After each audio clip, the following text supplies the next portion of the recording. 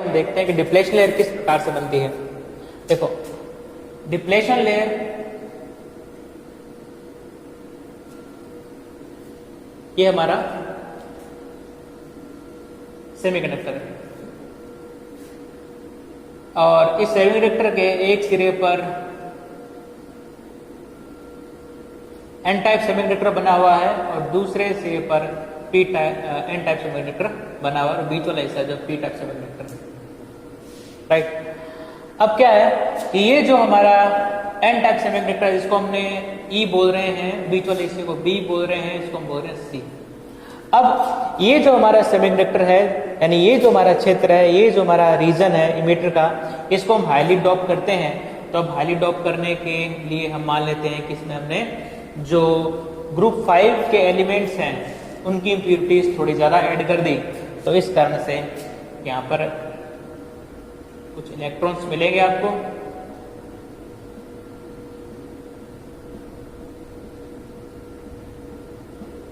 Right, और आपको पता है कि जब ये डोनर एटम्स इलेक्ट्रॉन को निकाल देते हैं तो ये पॉजिटिव हो जाते हैं। इस कारण से ये जो पॉजिटिव डोनर एटम्स हैं वो यहाँ पर इसके पास में स्थित रहेंगे। ये जो आयंस हैं वो कौन से हैं? डोनर आयंस हैं। राइट, और किसके द्वारा मिलकर बने हुए हैं? क्योंकि जब ये डोनर एटम्स इलेक्ट्रॉन को निकाल देंगे तो इसके कारण जो आपको आयंस मिलेंगे उन आयंस को हम यहाँ पर इन पॉजिटिव आयंस के द्वारा शो कर रहे हैं, क्योंकि जब इलेक्ट्रॉन निकाल देंगे तो इन पर जो चार्ज होगा वो पॉजिटिव होगा। ठीक इसी प्रकार से अब देखो, चूंकि जो सी वाला हिस्सा है ये इस ई की तुलना में अपेक्षाकृत कम डोपिंग वाला है, इसलिए यहां पर मान लेते हैं कि केवल और केवल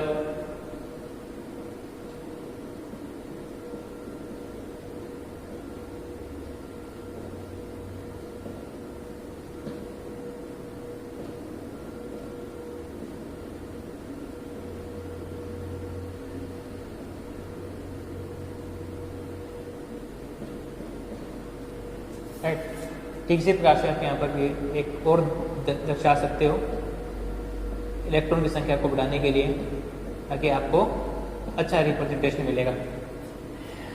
अब क्या है कि ये जो बीच वाला हिस्सा है इसमें होल्स होते हैं, और होल्स देखो कैसे बनते हैं कि जब आप सेमीकंडक्टर में जब आप पी टाइप में मटेरियल डाल देते हो, जैसे बोरॉन वगैरह डाल देते हो, तो ये क्या करते हैं, ऐसी वैकेंसीज क्रिएट कर देते हैं जो कि इलेक्ट्रॉन लेने के लिए अग्रसर रहती है, इलेक्ट्रॉन लेने के लिए उत्साहित रहती है। राइट, यानी कि इनका जो अट्रैक्शन है वो काफी ज्यादा होता है, और जैसे ही इलेक्ट्रॉन्स के आसपास की गुजरता है तो उस वैकेंसी के अंदर चला जाता है और वहां पर वो बॉन्ड बना लेता है। राइट, अब जब ये वैकेंसीज क्रिएट होती है तो जो हमारा एटम्स होता है, राइट, वो एक प्रकार से नेगेटिव बन जाता है। राइट, तो क्या होगा कि जब आप डोनर इम्प्योरिटीज ऐड कर दो, जब आप एक्सेप्टर इम्प्योरिटीज ऐड कर दोगे तो जो एटम्स होगा वो नेगेटिव हो जाएगा।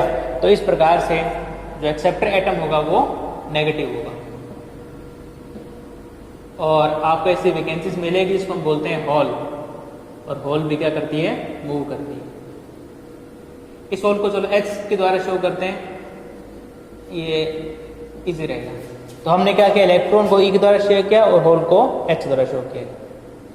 अब क्या है कि ये इलेक्ट्रॉन और ये होल जब आपस में मिलते हैं तो विलोपित हो जाते हैं, न तो इलेक्ट्रॉन बचता है न ही होल बचता है। इसको हम बोलते हैं रिकॉम्बिनेशन।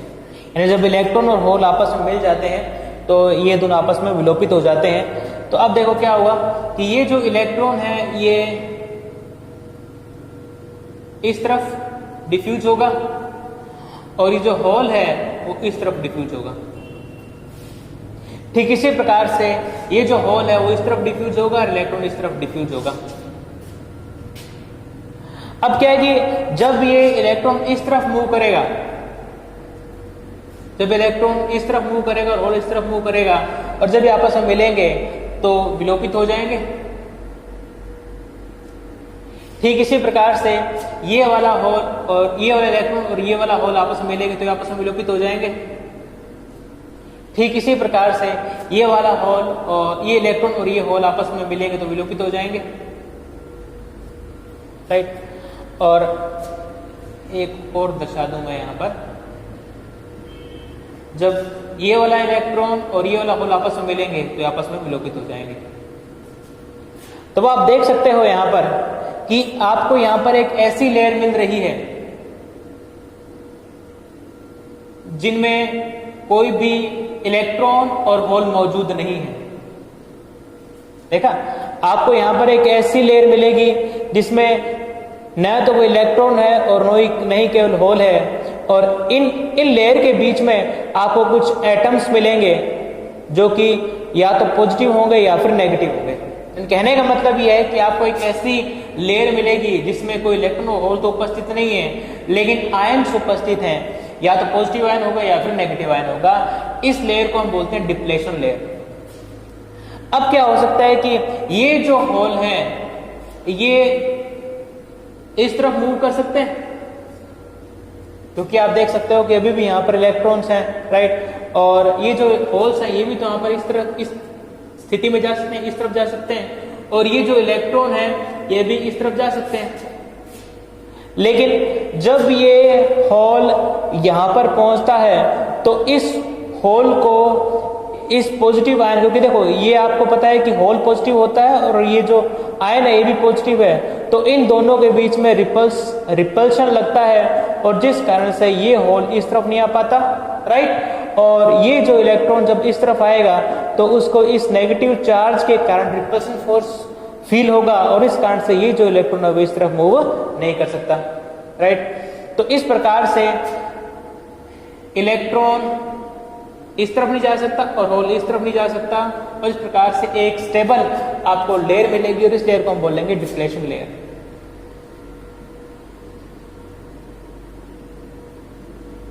Depletion layer. अब स्टूडेंट्स खास बात यह है, आप ये कह सकते हो कि सर ये वैसे तो क्या है कि ये इस तरफ मूव कर सकता है, ये तब भी इस तरफ मूव कर सकता है जबकि यहां पर यहां पर आयंस की संख्या कम हो। यदि यहां पर आयंस की संख्या कम होती तो ये जो होल है इस होल पर इतना ज्यादा रिपल्शन फोर्स नहीं लगता कि ये इस लेयर को पार ना कर सके, राइट। क्योंकि यहां पर आयंस की संख्या ज्यादा है इसलिए ये जो होल है वो ज्यादा रिपल्सिव फोर्स को फील करेगा और इस तरफ मूव नहीं कर पाएगा। अब देखो हम इन दोनों के बीच में हम क्या करते हैं कि इन दोनों के बीच में डिप्लेशन लेयर को स्थापित करते हैं। अब क्या है कि इनमें समझने के लिए क्या करेंगे, मैं एक और लेयर ज्यादा बना दूंगा।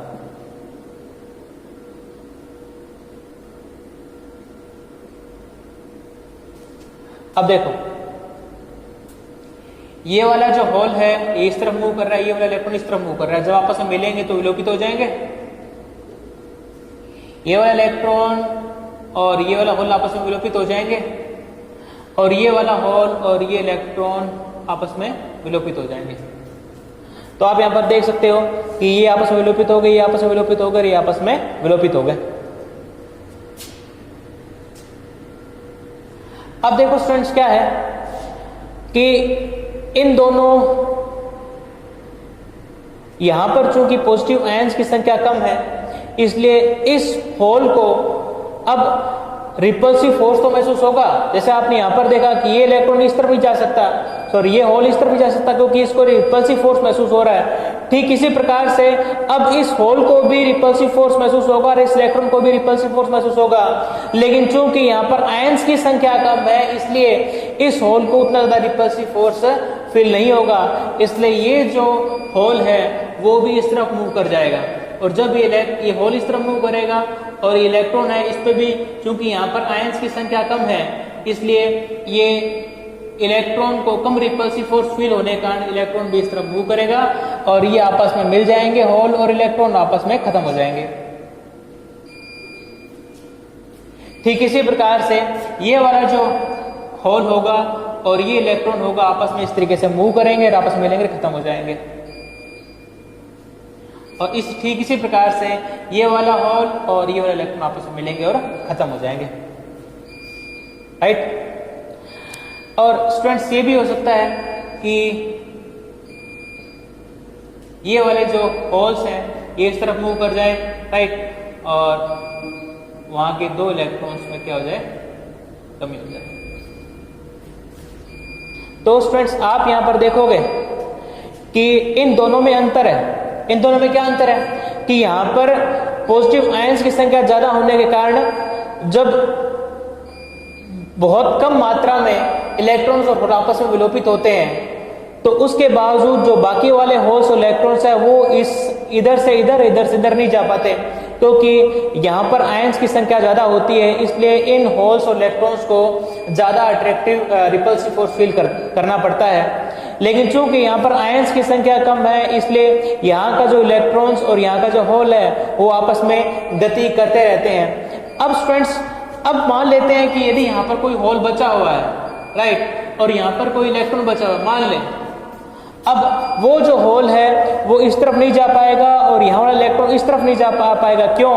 क्योंकि अब देखो जैसे ही इस होल को पहले तो केवल एक लेयर के पॉजिटिव आयंस के कारण रिपल्सन फोर्स फील हो रहा था, तो अब यहाँ पर दो लेयर के कारण इसको ज्यादा रिपल्सिव फोर्स फील होगा, इसलिए अब ये जो कोई होल है यदि यहाँ प्रेजेंट है तो ये यहाँ पर नहीं आ पाएगा, राइट। ठीक इसी प्रकार से ये इलेक्ट्रॉन यहाँ पर नहीं आ पाएगा क्योंकि अब इस इलेक्ट्रॉन को ज्यादा नेगेटिव चार्ज फील होगा और इस कारण से इस इलेक्ट्रॉन पर लगने वाला रिपल्सिव फोर्स ज्यादा होगा। इस कारण से न तो ये होल इस तरफ आ पाएगा न इलेक्ट्रॉन इस तरफ आ पाएगा। तो आप देख सकते हो कि इन दोनों के बीच में इस प्रकार से डिप्लेशन लेयर बन जाती है। यह है डिप्लेशन लेयर नंबर 2।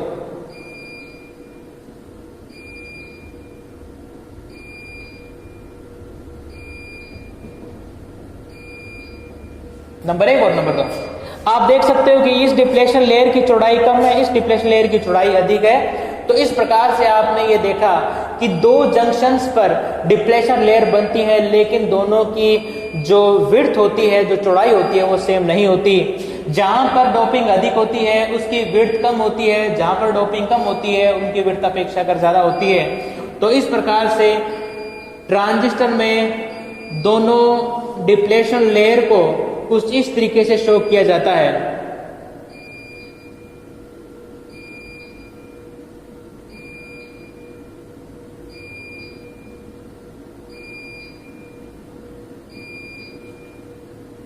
ये डिप्लेशन लेयर कम है, ये डिप्लेशन लेयर ज्यादा है, राइट। और इसलिए ये हमारा हो गया इमीटर, ये हमारा हो गया बेस और ये हमारा हो गया कलेक्टर और इसके 3 पिन्स होंगे।